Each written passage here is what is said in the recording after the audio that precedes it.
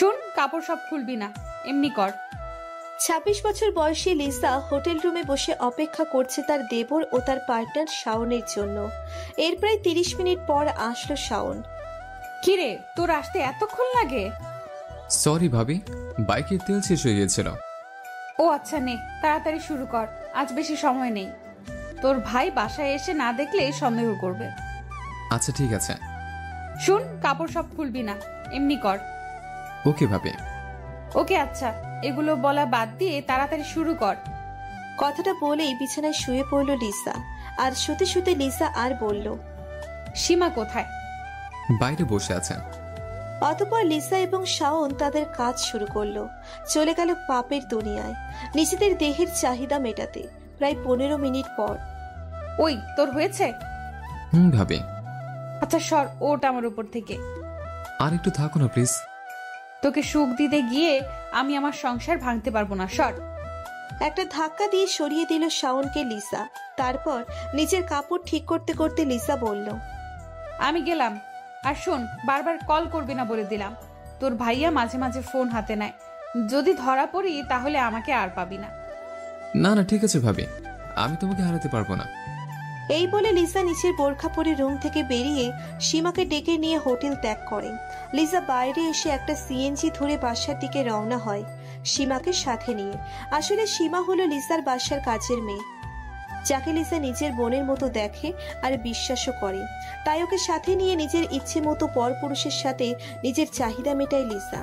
এই সীমার আরো একটা চরিত্র আছে, যেটা এই গল্পে পরে আপনারা জানতে পারবেন। এদিকে শাওন এখনো হোটেল রুমেই বসে আছে, যেখানে এতক্ষণ নিজের চাহিদা মেটালো দুজনে। শাওন বসে বসে ভাবছে, লিসা ভাবির কিসের অভাব? টাকা, সম্পত্তি, স্বামীর ভালোবাসা? ওর তো ৩ বছরের একটা মেয়েও আছে। আর আমার তো মনে হয় না সাদিক ভাইয়া ওর কোনো চাওয়াই অপূর্ণ রেখেছে। তাহলে কেন? এসব ভাবতে ভাবতে ঘড়ির দিকে শাওন তাকিয়ে দেখে ৩:৪৬ মিনিট। ওরে বাবারে বলে উঠে দাঁড়ায় শাওন। আজ প্রাইভেট মিস হবে বলে মনে হয়। হোটেল থেকে বেরিয়ে এসে বাইক নিয়ে চলে যায় শাওন। এদিকে প্রায় ১৫ মিনিট পর বাসার সামনে চলে আসে লিসা। তারপর সিএনজি ভাড়া দিয়ে লিসা সীমাকে বলল, কিরে সীমা, তোর ভাইয়া আবার আসে নাই তো? মনে হয় আসে নাই ভাবি, আসলে তো বাইরে গাড়ি থাকতো। আচ্ছা তাড়াতাড়ি চল। অতঃপর লিসা বাসায় এসে গোসল করে ফ্রেশ হয়ে সোফায় বসে টিভি দেখছে। এমন সময় শিপনের ফোন।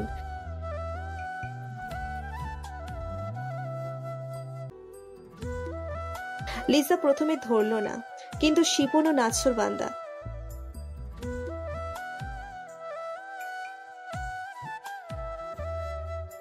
ফোন দিয়েই যাচ্ছে। অতঃপর কলটা রিসিভ করলো লিসা। কি বলবি তাড়াতাড়ি বল। কলটা ধরতে এত দেরি হলো কেন ভাবি, জানতে পারি? আমি কি তোর বউ যে তোকে সব বলতে হবে? আজ এরা পেঁচাল বাদ দিয়ে কেন কল করেছিস সেটা বল। কাল একটু দেখা করতে পারবে?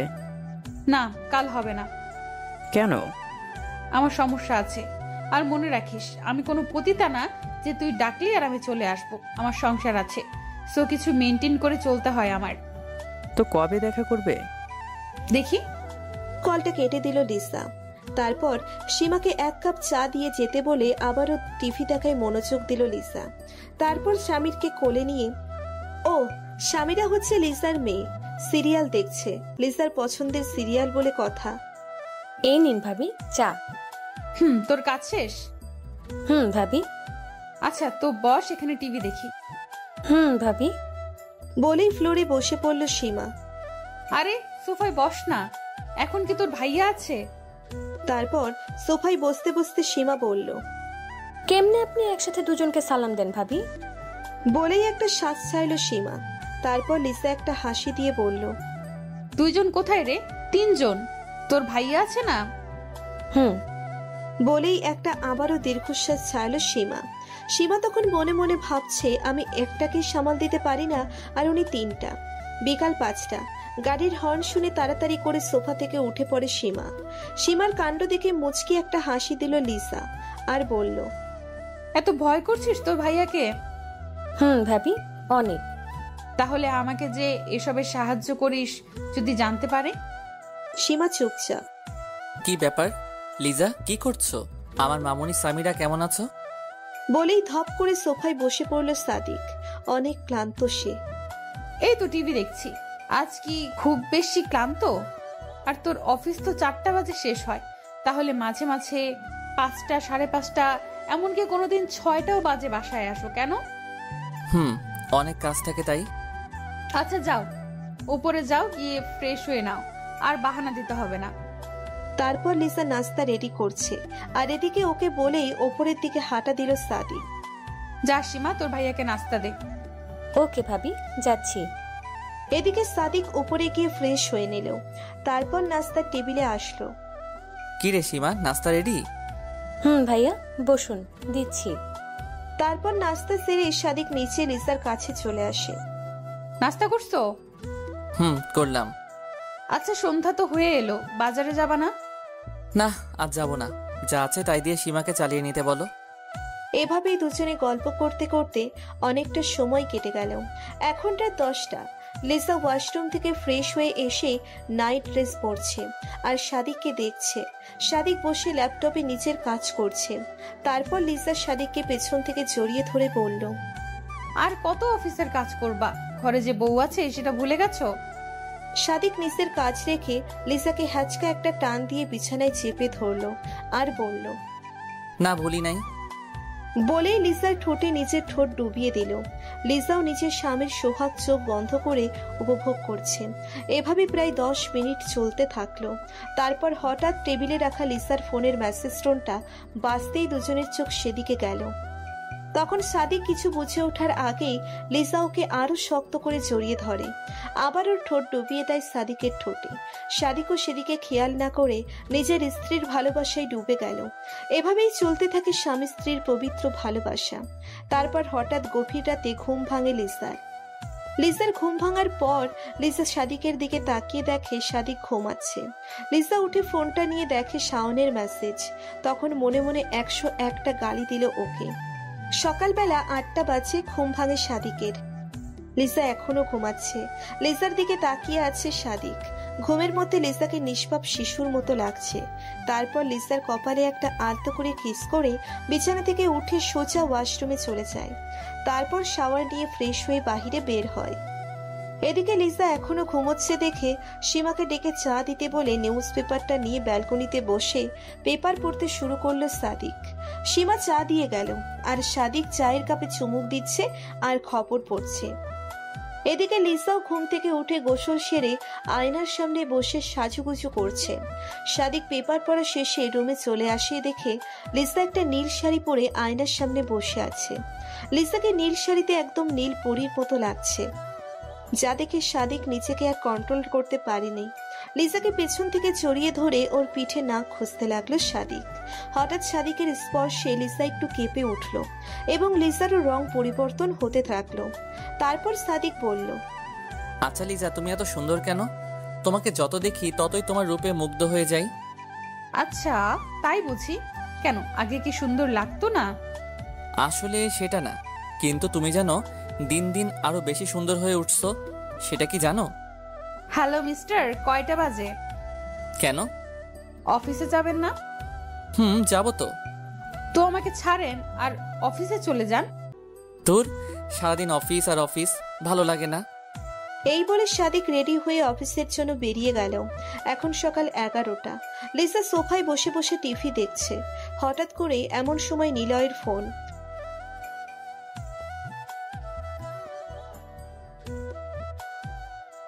লিসার ভার্সিটির ফ্রেন্ড নিলয়। লিসা তো ফোনটা হাতে নিয়ে অবাক। নিলয় আমাকে ফোন করেছে। তারপর তাড়াহুড়ো করে রিসিভ করলো লিসা। হ্যালো, কেমন আছো নিলয়? ভালো, তুমি? আমি ভালো কিনা সেটা তো জানোই। এসব এখন ভেবে আর লাভ কি? আচ্ছা বাদ দাও না ওসব। তুমি তো বিয়ে করেছো তাই না? এসব এখন ভেবে আর লাভ কি?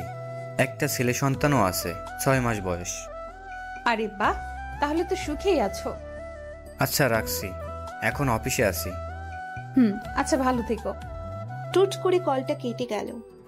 তার 7 দিন পর লিসা প্রতিদিনের মতো সোফায় বসে বসে টিভি দেখছে, কিন্তু লিসার যেন কিছুই ভালো লাগছে না। সেজন্য লিসা সীমাকে ডাক দিল একটু গল্প করার জন্য, কিন্তু সীমা বলল সে ব্যস্ত আর এদিকে লিসা বোরিং হয়ে বসে আছে। তাই মনে মনে ভাবলো একটু শপিং করলে কেমন হয়। শপিং করলে হয়তো মনটা ভালো হয়ে যাবে। যেই ভাবা সেই কাজ।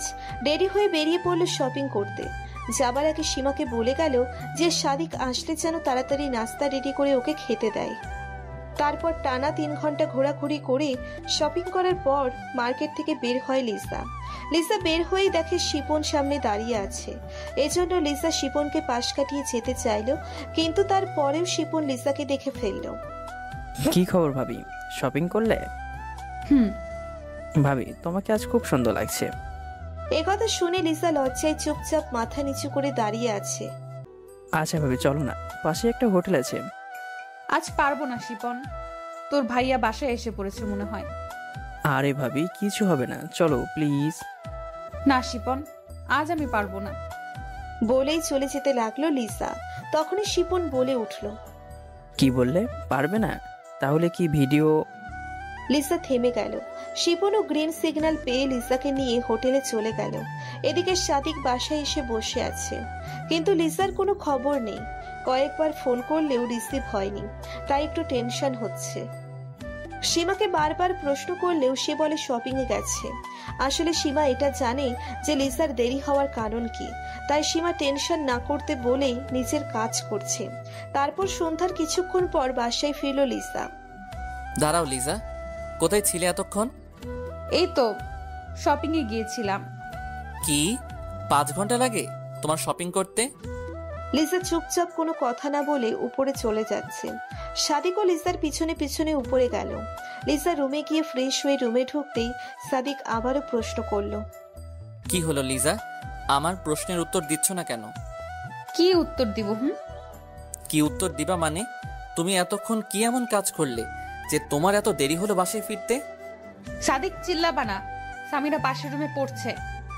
এমন সময় হঠাৎ লিসার ফোন বেজে উঠল।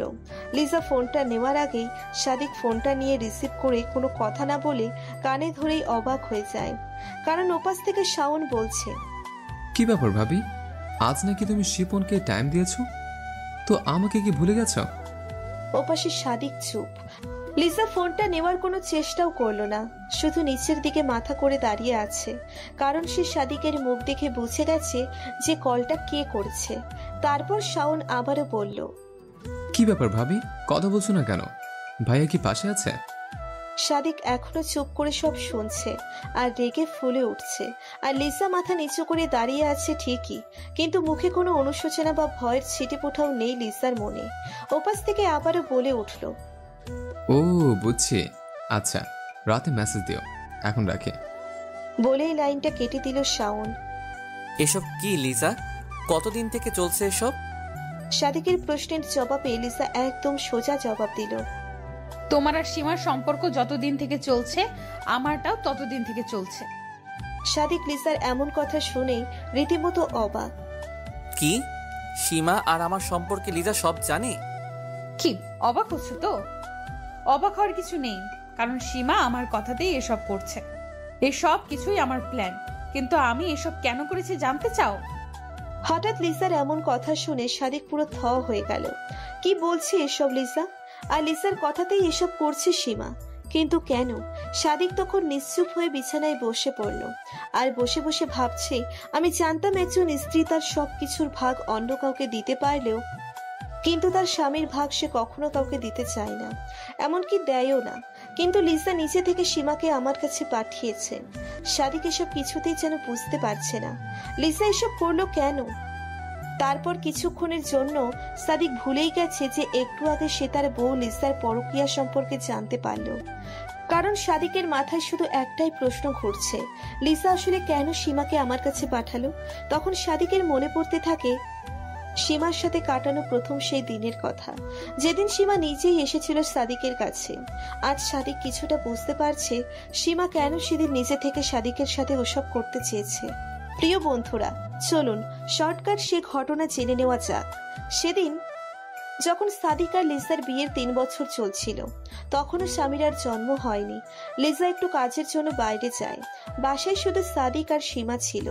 সাদিক রুমে বসে কাজ করছিল আর সীমা বারবার রুমে আসা যাওয়া করছিল, কিন্তু সাদিকের সেদিকে কোনো মনোযোগ ছিল না। সে তার মতো কাজ করছিল। তার কিছুক্ষণ পর সীমা সাদিকের সামনে এসে বসে এমনি এমনি কিছু প্রশ্ন করতে লাগলো।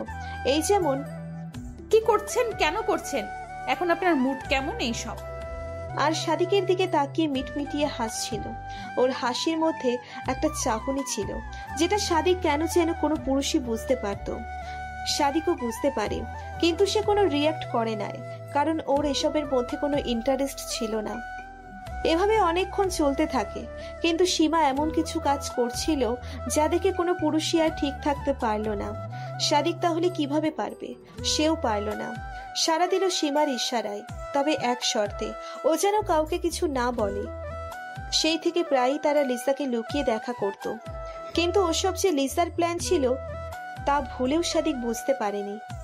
কি হলো সাদিক, বসে আছো কেন? লিসার কথাই বাস্তবে ফিরল সাদিক। হ্যাঁ বলো। আমি বলবো নাকি তুমি বলবে? আমি আর কি বলবো, তুমি তো সবই জানো। আর আমি তো এই গল্পের মাস্টার মাইন্ড না, আমিও তোমার হাতের পুতুল এই গল্পে, তাই তুমিই বলো। কিন্তু এটা কেন করেছি সেটা জানো? না, সেটাই জানতে চাচ্ছি। সাথে তুমি শাওন, শিপন এদের সাথে সম্পর্ক রাখছো কেন সেটাও। সাদিক, তোমার দুইটা প্রশ্নের উত্তর একটাই আমার কাছে। আমি এগুলো করেছি তার কারণ অনেকটা তুমি, হ্যাঁ অনেকটা তুমি, আর কিছুটা আমার ভাগ্য। আর সবচেয়ে বড় কারণটা হলো একটা মেয়ের চাহিদা, আকাঙ্ক্ষা, ইচ্ছা, শখ, সাধনা, এসব কিছু পূরণের জন্য। আর একটা কথা কি জানো, আমি আসলে এসব করতে চাইনি, কিন্তু করতে বাধ্য হয়েছি। অনেক ভেবেছি, তারপর পা বাড়িয়েছি। এদিকে সাদিক লিসার কথা যতই শুনছে ততই যেন অবাক হচ্ছে। কি বলছো এসব লিজা? তুমি বাধ্য হয়ে করেছো মানে? আমি কি তোমাকে কখনো অপূর্ণ রেখেছি? হ্যাঁ রেখেছিল, হ্যাঁ তুমি অপূর্ণ রেখেছো। আর কি অপূর্ণ রাখছো জানতে চাও? তারপর লিসা কোনো কথা না বলে সাদিকের হাত ধরে সাদিককে টেনে পাশের রুমের দরজার কাছে নিয়ে গেল। নিয়ে গিয়ে পাশের রুমে বসে বসে পড়তে থাকা স্বামীরের দিকে আঙ্গুল তুলে দেখিয়ে দিয়ে বলল, ওই মেয়েটাকে দেখছো? ও তো আমাদের মেয়ে সামিরা। আমার এসব করার পেছনে আর একটা কারণ হচ্ছে ওই পিচ্চি মেয়েটা। হোয়াট? সাদিক, কিন্তু প্লিজ সাদিক, এখান থেকে চলো। সামিরা এখন অনেকটা বড় হয়ে গেছে। সামিরার 4 বছর এখন। তাই আমি চাই না ও এসব শিখুক, ও এসব শুনুক। আর আমি চাই না তোমার আমার কোনো কিছুই আমার মেয়ের জীবনকে প্রভাবিত করুক। তাই চলো, রুমে চলো। আর ডিনারের টাইম তো হয়ে এসেছে, তাই চলো সবাই আগে ডিনার করে নেই, তারপর তোমাকে সব বলবো। হ্যাঁ, আজ আমি বলবো তোমাকে। তারপর সবাই যে যার মতো ডিনার সেরে নিল। লিসা, সাদিক, স্বামীরা, সীমা সবাই ডিনার সেরে স্বামীরাকে ঘুম পাড়িয়ে দিয়ে লিসা রুমে চলে আসলো। সাদিক আগে থেকেই বসেছিল রুমে। লিসা রুমে প্রবেশ করতে সাদিক একটু নড়ে চড়ে বসলো, আর লিসাও এসে বসে পড়লো। কেউ কিছু বলছে না, দুজনেই চুপ। এভাবে প্রায় 20 মিনিট চলে গেল। তারপর লিসা উঠে 1 গ্লাস পানি পান করলো আর সাদিককে বলল, তুমি পানি খাবে? না থাক, আমার পানির পিপাসা পাইনি। ওকে।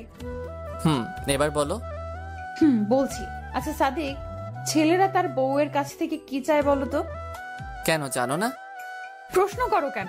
যা জানতে চাচ্ছি তাই বলো। একটা ছেলে তার বউয়ের থেকে সবচেয়ে বেশি যেটা আশা করে সেটা হলো অধিক বিশ্বাস আর ভালোবাসা। আর মেয়েরা? মেয়েরা কি চায় তার স্বামীর থেকে? মেয়েরাও সেটাই চায়, ট্রাস্টিং, কেয়ারিং, শেয়ারিং, এসব। কিন্তু মেয়েরা যে এসবের থেকেও আরেকটা জিনিস বেশি চায়, সেটা কি জানো? না, কি চাই বলো তো? সেটা হলো একটা বাচ্চা।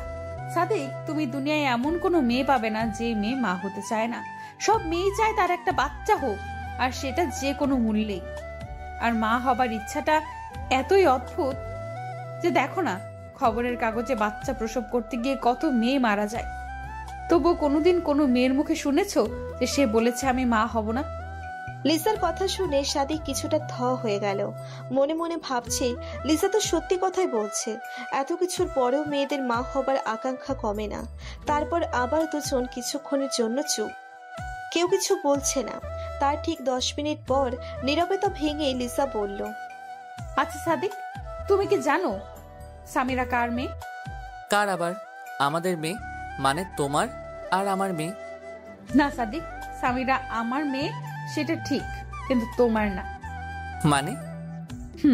সামিরার বাবা তুমি নাও, ওর বাবা অন্য কেউ। হোয়াট? তো কে সামিরার বাবা, বলো আমায়। বলছি, সামিরা আমার আর শাওনের মেয়ে, কিন্তু শাওন সেটা জানে না। এবার সাদিক আর বসে থাকতে পারল না, উঠে দাঁড়িয়ে বলল, লিজা, তুমি কি ইয়ার্কি করছো আমার সাথে? না সাদিক, আমি একদম ইয়ার্কি করছি না। সামিরা সত্যিই শাওনের মেয়ে। কিন্তু কিভাবে? কিভাবে সেটা আমি তোমাকে বোঝাতে পারবো না সাদিক, কিন্তু তুমি মানো আর না মানো সত্যি এটাই। আর সত্যি কথা বলতে, তুমি বাবা হবে কেমন করে? তুমি তো কোনোদিন বাবা হতেই পারবা না। এবার সাদিক লিজার কথা শুনে থমকে গেল আর প্রচন্ড রেগে গিয়ে বলল, what? Just stop talking like this. Liza, তুমি তোমার পাপ ঢাকার জন্য আমাকে এভাবে দোষ দিতে পারো না। আমি সত্যিটাই বলছি, আর আমি যা বলছি তা সত্যি। ওকে ফাইন, আচ্ছা বলো, তুমি জানলে কিভাবে যে আমি বাবা হতে পারবো না? কিভাবে জানলাম? কিভাবে জানলে আমি বাবা হতে পারবো না? তাহলে শোনো, আমাদের বিয়ের 2 বছর পার হয়ে গেলেও যখন আমার গর্ভে সন্তান আসলো না, তখন আমি তোমাকে বলেছিলাম কথাটা, কিন্তু তুমি বলেছিলে ধৈর্য ধরতে। আমি ধৈর্য ধরলাম, এভাবে আরো 6 মাস চলে যায়, কিন্তু কোনো সাড়া পাচ্ছিলাম না আমি। তাই আমি বাধ্য হয়ে অনেকবার বেবি স্টিক দিয়ে টেস্টও করিয়েছি, কিন্তু আমি বারবার হতাশ হই। আর হ্যাঁ, তোমার মনে আছে সাদিক, তোমাকে নিয়ে আমি একদিন ডাক্তারের কাছে গিয়েছিলাম, আর তোমার আর আমার ব্লাড স্যাম্পল দিয়ে আসছিলাম ডাক্তারের কাছে। তারপর আরো অনেক টেস্ট করাই আমরা। হ্যাঁ মনে আছে। আছে, ভালো কথা, কিন্তু তুমি তো তখন বলেছিলে অন্য কথা। বলেছিলাম, কারণ আমি আগে শিওর হতে চেয়েছি যে সমস্যাটা তোমার নাকি আমার। তো তারপর কি হলো? ডাক্তার কি বলেছে? 7 দিন পর রিপোর্ট আসে। ডাক্তার রিপোর্ট দেখে বলে আমার কোনো সমস্যা নাই, কিন্তু উনি তোমার ব্যাপারে কনফিউশনে ছিলেন, আর উনি আমাকে আমাদের দাম্পত্য জীবন নিয়েও কিছু প্রশ্ন করেন। এই যেমন আমরা একসাথে থাকি কিনা, প্রাইভেট প্রশ্নই বলতে পারো। তারপর আমি সব বলে দেই যে তুমি আমাকে কোনো কমতি রাখো নাই, আর তুমি ফিজিক্যালি অনেক স্ট্রং, আমাকে সুখিয়ে রেখেছো। এসব শুনে উনি কিছুটা অবাক হন, কারণ উনি রিপোর্ট দেখে বললেন তোমার তেমন কোনো সমস্যা নাই, যা আছে তা সামান্য। তবে তাহলে বাচ্চা আসতেছে না কেন? তারপর ডাক্তার সাহেব কিছুক্ষণ ভেবে বলেন আপনি আরো কিছুদিন ধৈর্য ধরুন, হয়তো সমস্যাটা এমনি এমনি সেরে যেতে পারে। তারপর আমি আবারও 6 মাস অপেক্ষা করি, কিন্তু কোনো সাড়া পাচ্ছিলাম না। আমি কি করব ভেবে পাচ্ছিলাম না। এজন্য আমি আমার কিছু বন্ধুদের কল করে বলি, কিন্তু ওরা বলে ডিভোর্স নিতে। কিন্তু তোমার সাথে ডিভোর্স নিতে হলে তো তোমায় কোনো কারণ দেখাতে হবে। যদি এমনি এমনি ডিভোর্স নিতাম, তাহলে তুমি আবার কোনো মেয়েকে বিয়ে করতে, আর না হলে তোমাকে সব বলে দিতে হতো যে তুমি বাবা হতে পারবে না। এতদিন থেকে আমরা সংসার করে বুঝেছি তোমার মতো স্বামী সবার কপালে জোটে না। তুমি আমার সব চাহিদা মিটিয়েছো, সব চাওয়া পূরণ করেছো, আর আমি তোমাকে ভালোভাবেই চিনি। তুমি এসব জানার পর অফিসের কাজকর্ম সব ছেড়ে দিতে। তোমার প্রতি এতটা মায়া পড়ে গেছে যে তোমাকে এভাবে ছাড়তে ইচ্ছে করছিল না, আবার আমার ইচ্ছারও কোরবানি দিতে পারবো না। এমন সময় একদিন সীমা আসে আমার রুমে চা দিতে। এসে কিছুক্ষণ দাঁড়িয়ে থাকার পর মাথা ঘুরে পড়ে যায়। তখন তুমি অফিসে ছিলে। আমি তাড়াতাড়ি করে উঠে ওকে ধরি।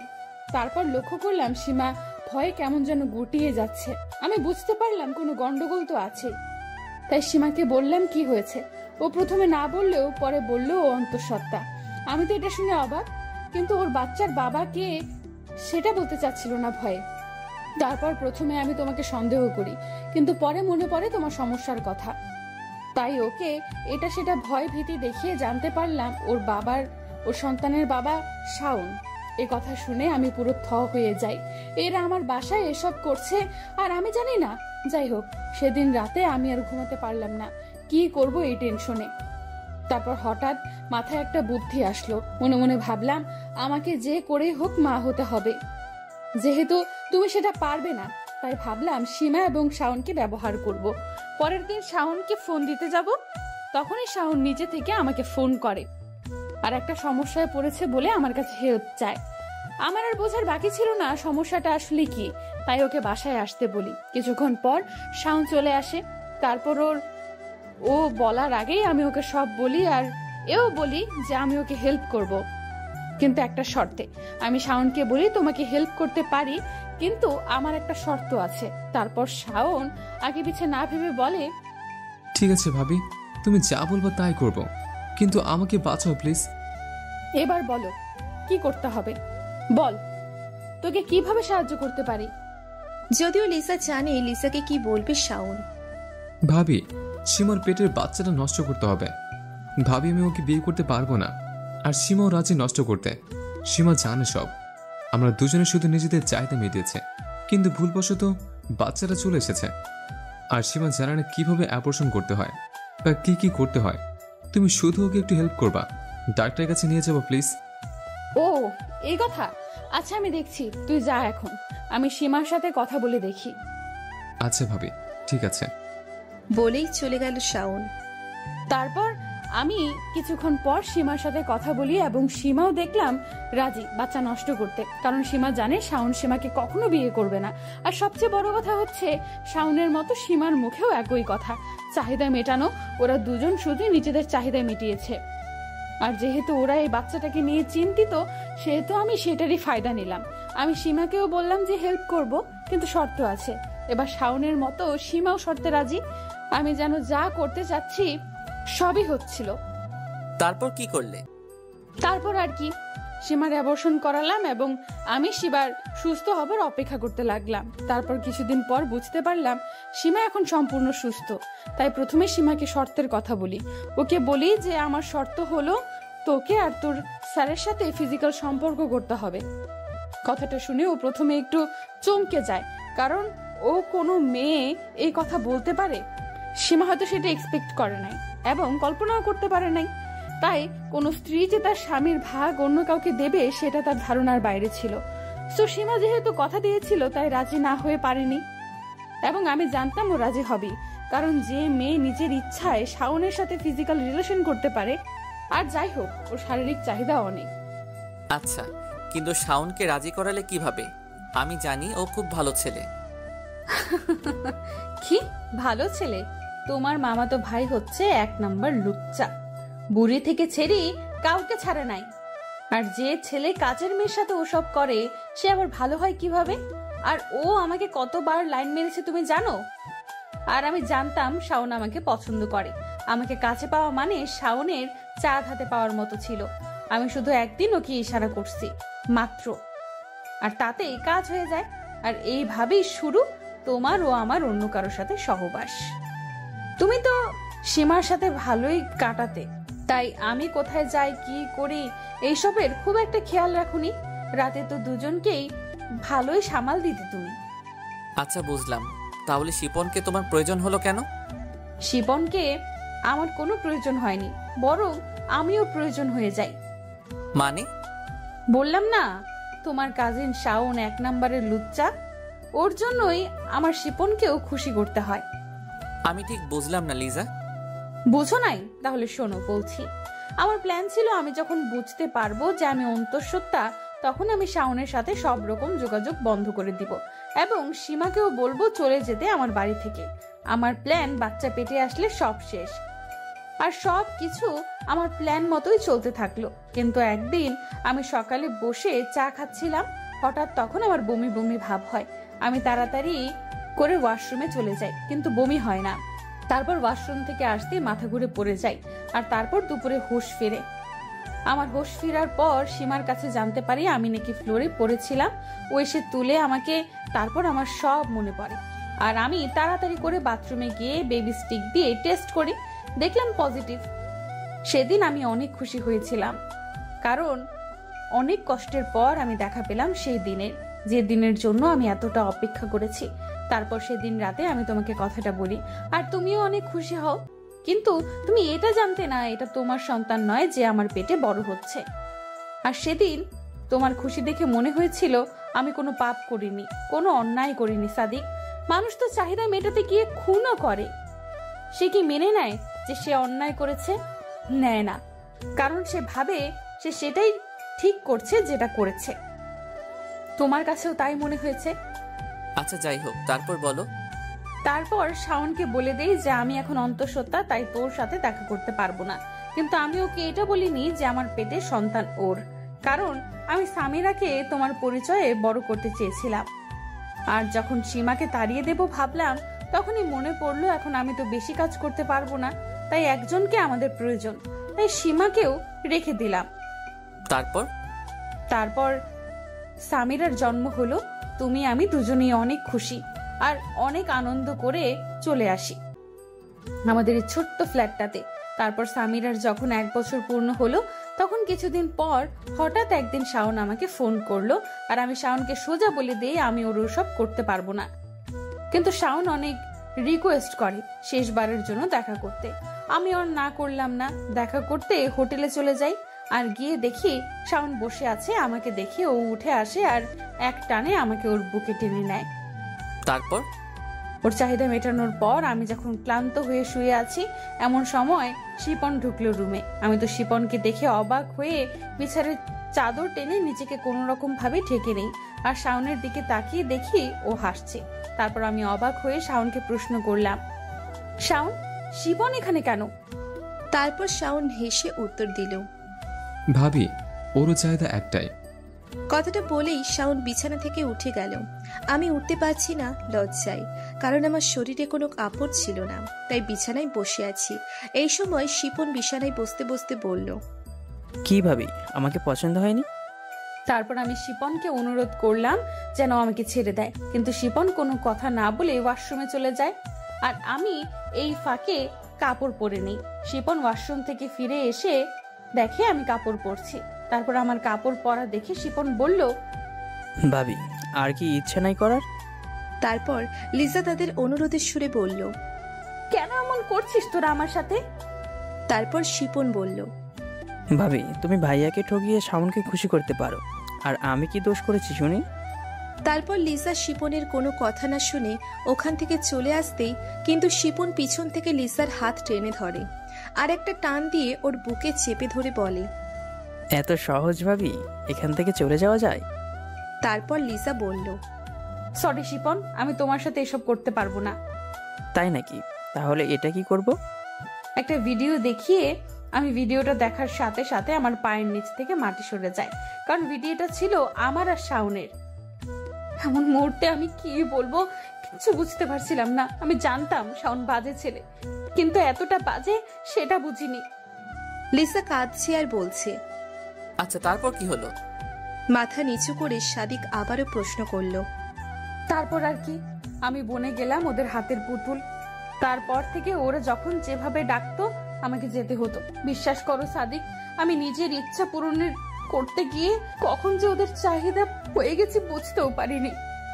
আমি অনেকবার ওদের কাছে মাফ চেয়েছি, কিন্তু ওরা এতটুকু মায়া করেনি আমাকে। আমি ওদের সাথে 7 দিন দেখা না করলেই ওরা ভিডিও ইন্টারনেটে ছেড়ে দেওয়ার ভয় দেখায়। সাদিক এই মুহূর্তে কি বলবে ঠিক বুঝতে পারছি না। এমন সময় টেবিলে রাখা ঘড়িতে চোখ পড়ল সাদিকের। সাদিক ঘড়ির দিকে তাকিয়ে দেখে রাত 11টা বেজে গেছে, তাই লিজাকে সে বলল, অনেক রাত হয়েছে লিজা, ঘুমিয়ে পড়ো।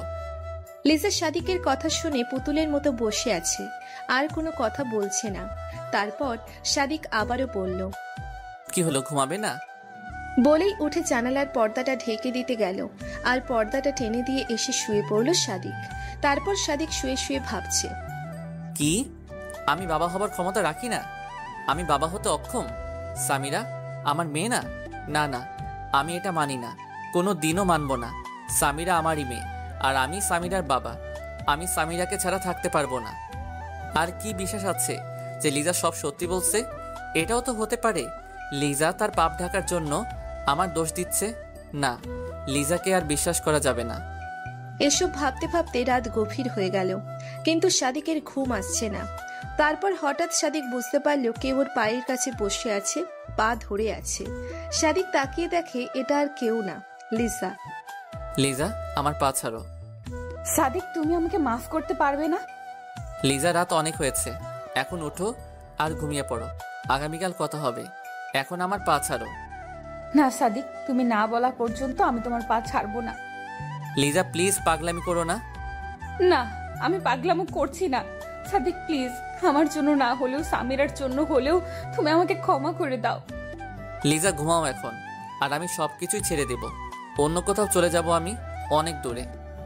নেবে না আমায় সাদিক তোমার সাথে? লিজা এখন এসব বলার সময় নয়, ঘুমিয়ে পড়ো। বলেই পা ছাড়িয়ে নিয়ে ঘুমিয়ে পড়ল সাদিক।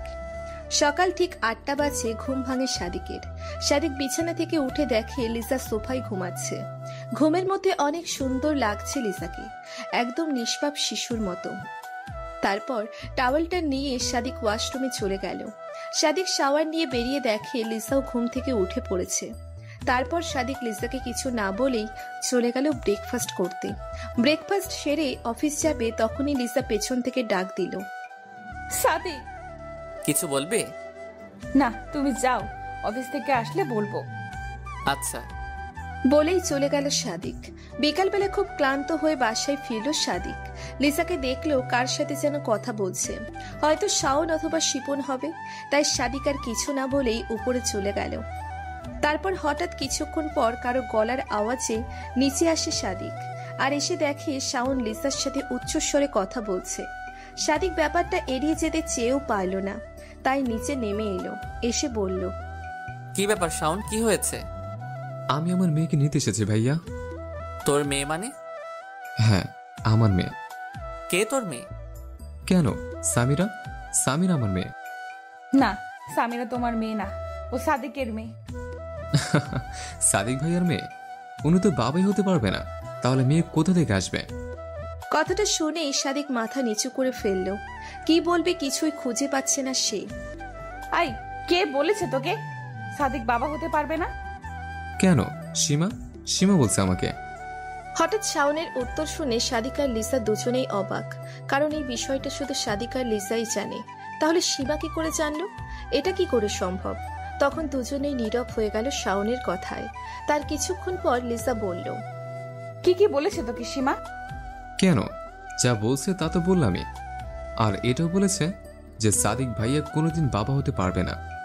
এবার লিসা পুরো হতভম্ব হয়ে গেল, কারণ এসব নিয়ে সে সাদিকের সাথে গতকাল রাতে কথা বলছে, আর এরই মধ্যে সীমা জেনে গেল। কিন্তু কিভাবে?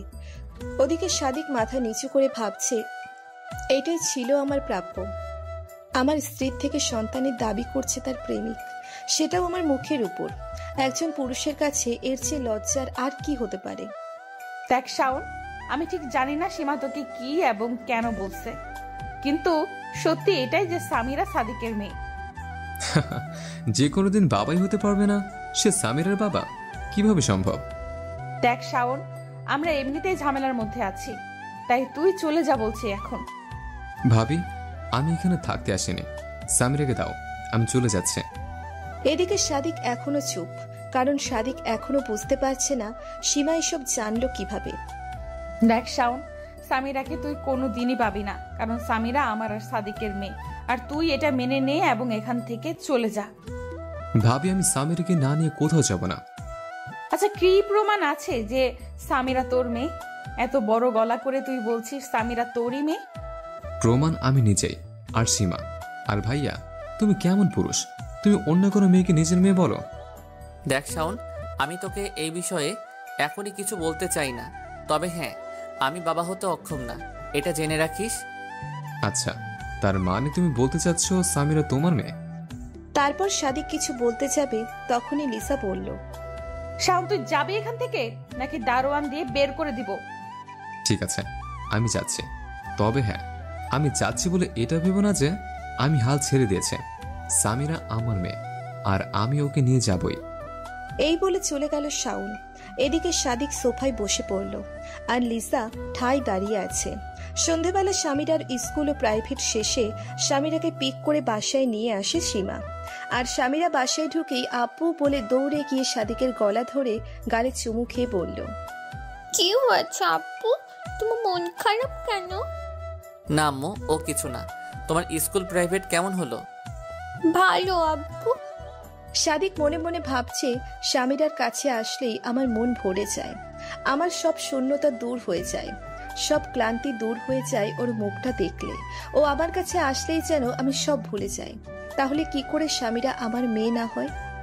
আর অন্য কারো মেয়ের প্রতি তো এরকম ফিলিংস আসার কথা না, আর আসবেও না। ওদিকে সীমা এবং লিসা দুজনেই দাঁড়িয়ে থেকে সাদিক আর সামিরাকে দেখছিল। তারপর লিসা বলল, সীমা, এদিকে আয়। জি ভাবি, বলেন। আম্মু, তুমি তোমার আব্বুর সাথে উপরে যাও, আমি আসতেছি, কেমন? সাদিকও বুঝতে পারলো লিসা কি মিন করছে, তাই ও সামিরাকে নিয়ে উপরে চলে যায়। এবার বল সীমা, আমি তো কি ক্ষতি করেছি যার জন্য তুই আমার এত বড় ক্ষতি করতে চাচ্ছিস? একটু অবাক হয়ে সীমা বলল, ক্ষতি মানে? দেখ সীমা, এখন ন্যাকা সাজার চেষ্টা করিস না। তুই শাওনকে কি জন্য বলেছিস যে শাওন সামিরার বাবা? ভাবি, আপনি কি বলছেন এসব? আপনি ঠিক আছেন তো? পানি খাবেন নাকি ভাইয়া কিছু বলেছে? দেখ সীমা, আমি জানি তুই গভীর জলের মাছ, আর তুই আর শাওন মিলে নিশ্চয়ই কিছু একটা করছিস। সেটা এতদিনে না বুঝলেও আজ আমি হাড়ে হাড়ে টের পাচ্ছি। কিন্তু আমাকে শুধু এটা বল, তুই সব করছিস কেন? কেন আমার সংসারটা ভাঙতে চাচ্ছিস? আর হ্যাঁ, আমি জানি আসল দোষটা আমার, আমি দোষী। আমি শাওনের কাছে গিয়েছিলাম নিজের চাহিদা মেটানোর জন্য, কিন্তু সেটার সাথে সামিরার সম্পর্ক কি? আর এসব আমি সাদিকের সাথে প্রায় সব কিছু ঠিক করে নিয়েছিলাম। আমি জানতাম সাদিক আর যাই করুক না কেন আমাদের কখনো ছেড়ে যাবে না, এই বিশ্বাসটা আমার ছিল। কারণ সাদিক সামিরা আর আমাকে অনেক ভালোবাসে, আর সাদিক কোনো কারণেও সামিরাকে হারাতে চায় না। তাহলে তুই মিটে যাওয়া ঝামেলা কেন আবার নতুন করে শুরু করলি? তুই কি বুঝতে পারছিস না তুই আমার সাথে আরো 2টা জীবন নষ্ট করছিস? আর তুই একবারও সাদিকের মুখের দিকে তাকিয়ে দেখেছিস কি দোষ ছিল ওর? ওকে কেন কষ্ট দিতে চাচ্ছিস তুই? তোকে তো বোন ডেকেছিলাম আমি, তাহলে কেন? ভাবি, বিশ্বাস করেন, আমি সত্যি কিছু বুঝতে পারছি না। আপনি এসব আমাকে কেন বলছেন? আর আমি এখন যাই, আমার মাথা ব্যথা করছে, আর আমার অনেক কাজও আছে। এটা বলেই চলে গেল সীমা। লিসাও আর ওকে আটকানোর চেষ্টা করলো না, কারণ সত্যের উপর কোনো জুলুম চলে না, সে তার আপন গতিতেই চলে। রাত 10টা লিসা সামিরাকে নিয়ে ডিনার করে ওকে ঘুম পাড়িয়ে দিয়ে রুমে এসে দেখে সাদিক জানালার গ্রিল ধরে দাঁড়িয়ে আছে। ঘুমাবে না সাদিক? সামিরা ঘুমিয়েছে? আমি ওকে ঘুম পাড়িয়ে দিয়ে আসলাম। ও আচ্ছা, তুমিও শুয়ে পড়ো। ওকে, তুমি তাড়াতাড়ি এসো। আচ্ছা লিজা, শাওন কি সামিরাকে নিয়ে যাবে?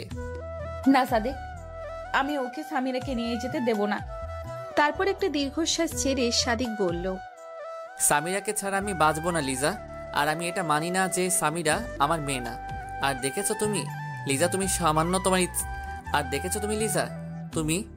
তোমার ইচ্ছা চাহিদা মেটাতে গিয়ে নিজের সাথে আমাদেরও কোথায় দাঁড় করিয়েছো। আম্মু, আম্মু। পেছন থেকে লিসাকে জড়িয়ে ধরে বলল সামিরা। এ কি আম্মু, তুমি ঘুমাওনি? না, ঘুম আসছে না। আজ আমি তোমাদের সাথে ঘুমাবো, প্লিজ প্লিজ, শুধু আজ, প্লিজ আম্মু, প্লিজ আব্বু।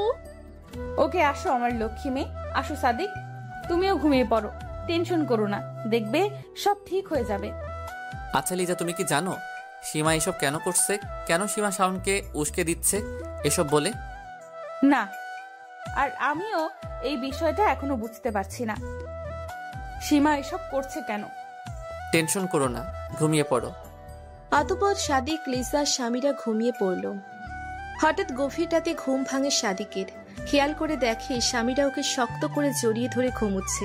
সাদিক সামিরার মাথায় হাত বুলাচ্ছে আর ভাবছে, আমি কি তাহলে সত্যিই সামিরার বাবা না? আর এই প্রশ্নটার সাথে আরো একটা প্রশ্ন ওর মাথায় ঘুরপাক খাচ্ছে, আর সেটা হলো শেফালি। হ্যাঁ, শেফালি সেদিন তাহলে কার বাচ্চার কথা বলছিল আমায়? ও তো আমাকে বলেছিল যে ওর বাচ্চার বাবা আমি, ওর গর্ভে আমার সন্তান। তাহলে এসব ভাবছে আর এপাশ ওপাশ করতে লাগলো সাদিক। কিন্তু ঘুম আসছে না সাদিকের।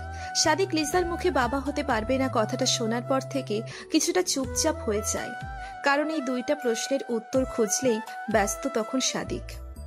আর ব্যস্ত হওয়ারই কথা। কেউ যদি হঠাৎ কোনো পুরুষকে বলে যে সে বাবা হতে পারবে না, তাহলে সে এমনিতেই একটু চিন্তায় পড়ে যায়।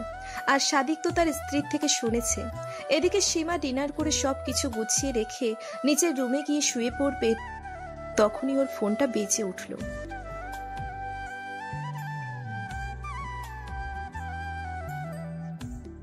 তারপর সীমা মোবাইল হাতে নিয়ে দেখে শাওনের কল।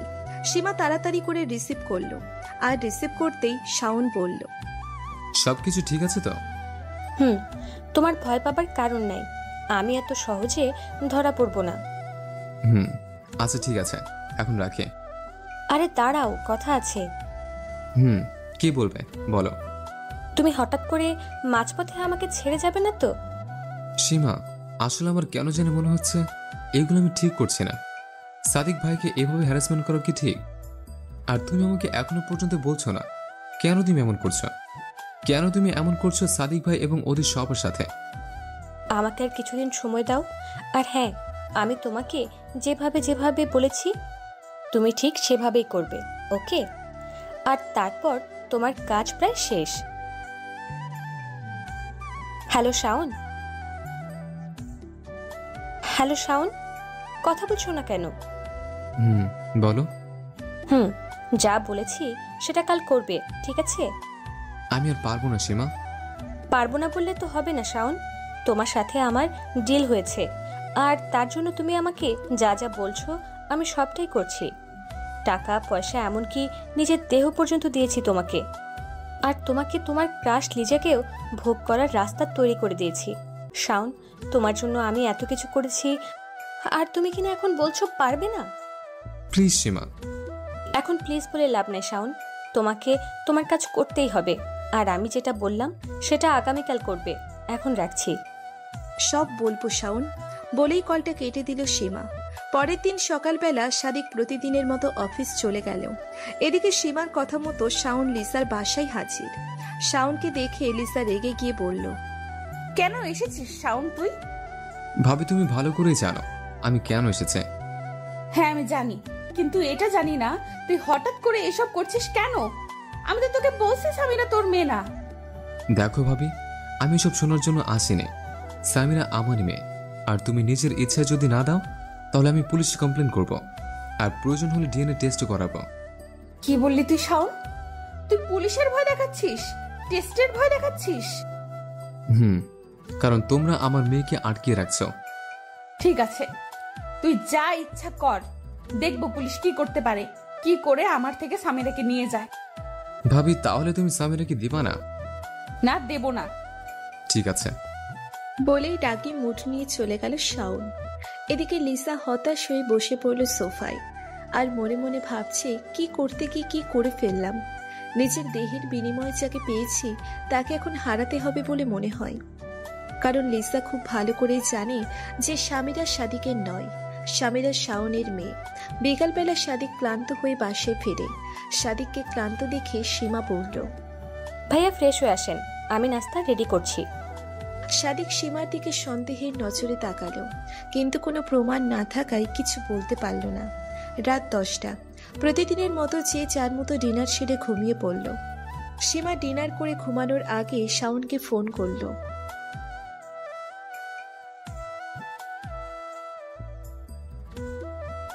হ্যালো। গুড শাওন, আজ কিন্তু ফাটিয়ে দিয়েছো। তুমি আজ চাইলে হাসতে পারো। না সীমা, পারবো না। ও মা, তাই নাকি? চাঁদ আজ কোন দিকে দিয়ে উঠেছে? হ্যাঁ, যে ছেলে ছুরি থেকে বুড়ি কাউকে ছাড়ে না, সে আজ বলছে পারবে না। সরি সীমা, আজ নিজেকে খুব অপরাধী মনে হচ্ছে। নিজের শারীরিক চাহিদা মেটানোর নেশায় আমি অনেক নিচে নেমে গেছে। প্লিজ আমাকে মুক্তি দাও সীমা। তুমি চাইলে এখন আর সেটা সম্ভব না শাওন, কারণ তুমি এখন পুরোপুরি ফেসে গেছো। ওপাশে শাওন চুপ। কি হলো শাওন, কথা বলো। সীমা কেন করছে এমনটা? দেখো শাওন, এখন কথা ঘুরিয়ে লাভ নেই। আগামীকাল সাদিক ভাইয়া বাসায় ফিরবে, আর তুমি সকাল সকাল চলে আসবে। হতে পারে কালকে এই গল্পের ইতি টানবো। কি ইতি টানবে তুমি সীমা? আর এই গল্পে তোমার আসল চাহিদাটা কি, একটু বলবে প্লিজ? কাল সব জানতে পারবে শাওন, আমি এখন রাখছি। শাওন চুপ। তারপর সীমা শাওনের চুপ থাকা দেখে লাইনটা কেটে দিল। এদিকে লিসা সাদিককে শাওন এসে যা যা বলেছে সব বলে দিল। আর সাদিক এগুলো শুনে রেগে গিয়ে বলল, ঠিক আছে, তাই হবে। কি হবে? আমি ডিএনএ টেস্টই করাবো। কিন্তু সাদিক। কোনো কিন্তু নয় লিজা, আমি আর এই টানাপোড়েনের মধ্যে থাকতে চাই না। তাই আমাকেও এই বিষয়টা ক্লিয়ার হতে হবে। কারণ তুমি যতই বলো না কেন, আমি এটা মানতে পারবো না যে আমি বাবা হতে পারবো না। তাই আমি নিজেই এই টেস্ট করাবো। পরের দিন সকালবেলা শাওন আবারও আসলো সাদিকের বাসায়। শাওনকে দেখেই সাদিক বলল, চল শাওন, আজ তুই যা চাইবি তাই হবে। কিন্তু ভাইয়া, আজ আমি তোমাকে কিছু বলতে চাই। এখন আর কোনো কথা নয় শাওন, আজ আমারও প্রুফ চাই। চল ভাইয়া, একটু দাঁড়াও প্লিজ। সীমা দূর থেকে দাঁড়িয়ে দাঁড়িয়ে সব দেখছিল। সাদিক শাওনের আর কোনো কথা না শুনে টানতে টানতে নিয়ে গেল। লিসাও আর কিচ্ছু বলল না। বাইরে বের হয়ে সাদিক ওর গাড়ি বের করে শাওনকে নিয়ে হসপিটালে চলে গেল। গিয়ে ডক্টরকে দুজনের স্যাম্পেল দিয়ে দিল। কিন্তু সামিরার? ডক্টরের এমন প্রশ্নে সাদিক বলল সেটা একটু পর এসে দিয়ে যাবে। তুই এবার যেতে পারিস শাওন। কিন্তু ভাইয়া, আমার একটা কথা শুনবা তো? তোর কোনো কথা শোনার ইচ্ছা নাই আমার। এখন যা, রিপোর্ট আসলে আমি তোকে খবর দিব। কিছুক্ষণ পর বাসায় ফিরল সাদিক। লিসা সাদিককে দেখে দৌড়ে গেল ওর কাছে। গিয়ে সাদিকের গায়ে হাত রেখে বলল, কি করলে সাদিক? সাদিক লিসার হাতটা ঝটকা দিয়ে সরিয়ে দিয়ে কোনো কথা না বলে উপরে চলে গেল। বিকালবেলা সাদিক সামিয়ার স্যাম্পেলও দিয়ে আসলো ডক্টরের কাছে। আর তার কিছুদিন পর রাতে ব্যালকনিতে দাঁড়িয়ে আছে সাদিক। এমন সময় ওর ফোনটা বেজে উঠল।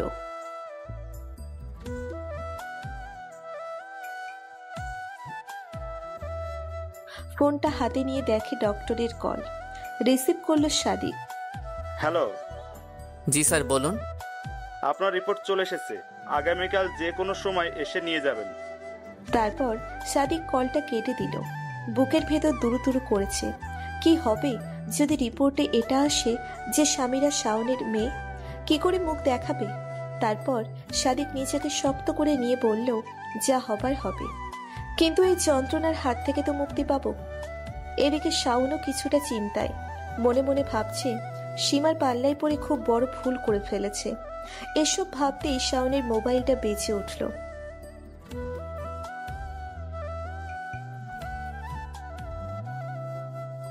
হাতে নিয়ে দেখে সাদিকের কল। রিসিভ করতেই সাদিক বলল, আগামীকাল আমার বাসায় চলে আসবি 10টার দিকে। এদিকে সাদিকের ফোন পেয়ে শাওনের টেনশন আরো বেড়ে গেল। সাথে সাথে সীমাকে ফোন দিল শাওন।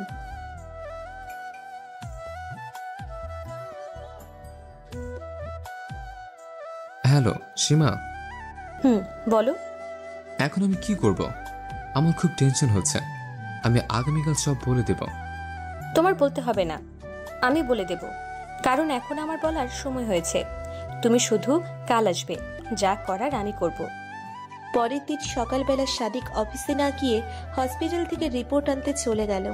তারপর রিপোর্ট নিয়ে বাসায় চলে আসে সাদিক। এসে দেখে লিসা, শাওন, সীমা সবাই বসে আছে। আর সাদিকের হাতে রিপোর্ট দেখে লিসার বুক কেঁপে উঠল। কারণ সে শিওর যে রিপোর্টে নিশ্চয়ই সাদিকের জায়গায় শাওনের নাম আছে।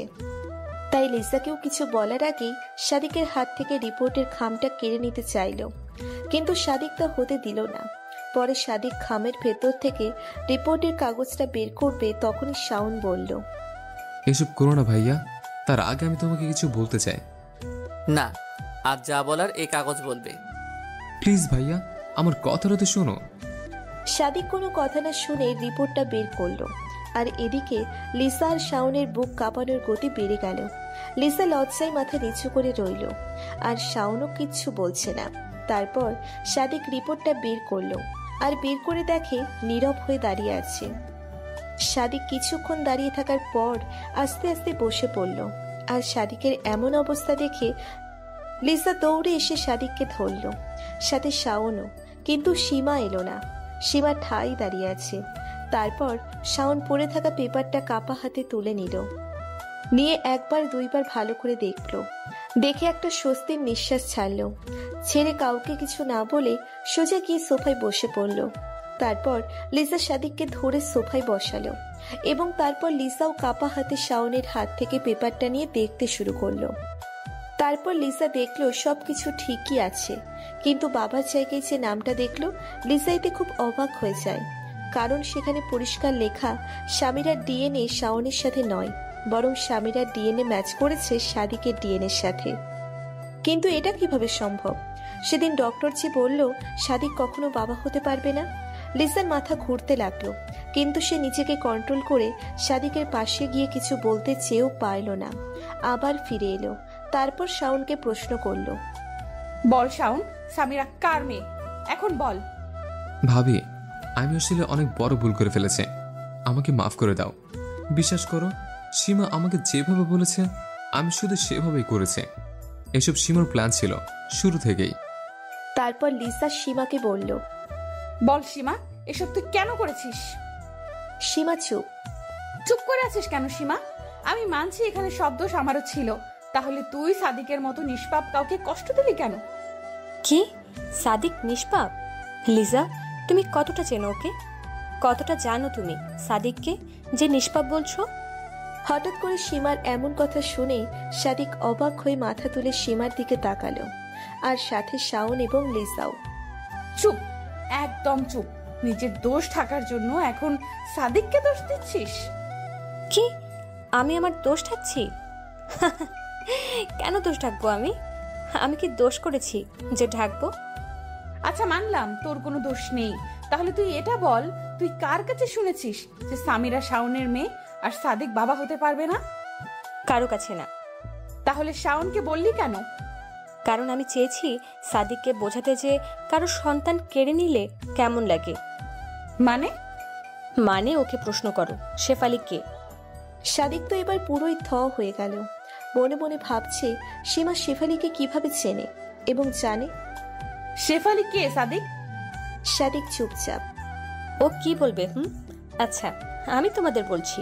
লিজা, তুমি কি মনে করো তুমি সাদিকের প্রথম পক্ষ? না লিজা, না, তুমি দ্বিতীয় পক্ষ। সাদিক আগেও বিবাহিত ছিল, আর সবচেয়ে বড় কথা হচ্ছে সাদিক আগে ঢাকায় থাকতো না। মানে হচ্ছে সাদিকের বাসা খুলনায়, আর সাদিক সেখানে ভালোবেসে বিয়ে করে আমার বেস্ট ফ্রেন্ড শেফালিকে। কিন্তু তুমি কে? তোমায় তো কোনোদিন শেফালির আশেপাশেও দেখিনি। দেখবে কিভাবে? আমি তখন দেশে থাকলে তো দেখবে। আমি ইন্টার পাশ করে কানাডা চলে যাই পড়াশোনা করতে, আর তারপর একদিন মায়ের সাথে কথা বলতে বলতে শেফালির কথা উঠে আসে। তখন আমি মায়ের কাছে শুনি শেফালির বিয়ে হয়েছে, আর সেটাও অনেক আগে। আর আমি যখন ওর সাথে কথা বলার জন্য নম্বর চাই, তখন মা হু হু করে কেঁদে দেয়। তখন আমিও বুঝতে পারি শেফালির সাথে খারাপ কিছুই হয়েছে। তাই আমি সাথে সাথে দেশে চলে আসি এবং এসে মায়ের কাছে এই সাদিকের কথা শুনি। মা আমাকে বলেছে সাদিক ভালোবেসে বিয়ে করেছিল শেফালিকে, আর যখন ওদের বিয়ের 2 বছর, তখন শেফালি বুঝতে পারে সে প্রেগনেন্ট। আর সেটা ওকে বলার পর এই কুত্তা আসল রূপ দেখাতে শুরু করে। মেয়েটা সকাল দুপুর রাত কোনো সময় বাকি রাখেনি যে এই কুত্তা ওকে মারেনি। আর এই কুত্তা বলতো শেফালির বাচ্চাটা নাকি জারদ সন্তান ছিল, এ নাকি ওর বাচ্চার বাবা ছিল না। তাই বাচ্চাটা নষ্ট করতে বলতো ওকে, কারণ এ বলেছিল এ নাকি শেফালিকে বিয়ে করেছে শুধু শারীরিক চাহিদা মেটানোর জন্য। শেফালিকে নাকি কখনো স্ত্রীর মর্যাদা দিতে পারবে না। কিন্তু শেফালি ওর বাচ্চা নষ্ট করতে চাইছিল না।